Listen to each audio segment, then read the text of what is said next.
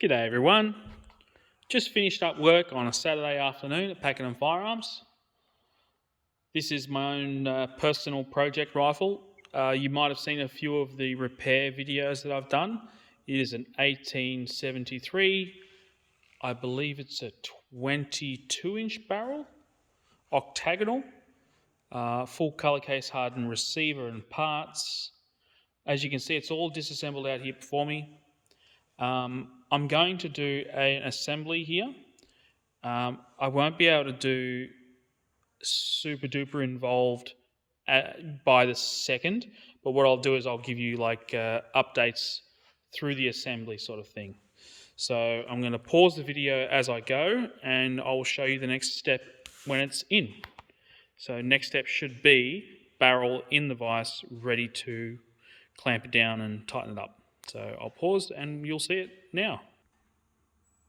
Okay, so here we are with the barrel mounted in the device. It's a little bit further back than I would normally do it, but I didn't want to remove the original sight.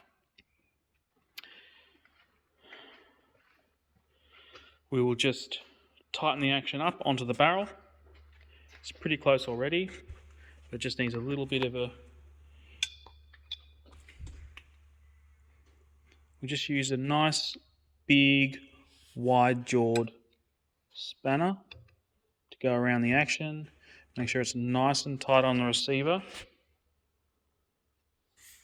And we give that a little bit of a tighten. And I believe the ejector notch lines up.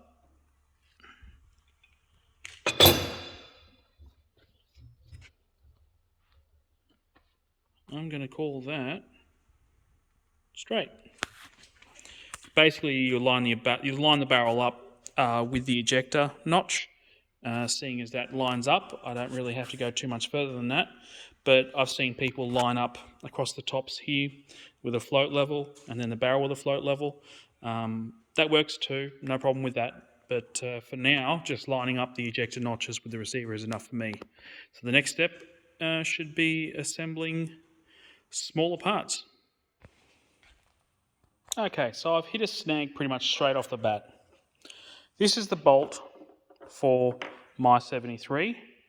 This is a similar bolt. Now, the extractor on this bolt has a hook at the end, and this extractor, which was off my bolt, does not. It's flat.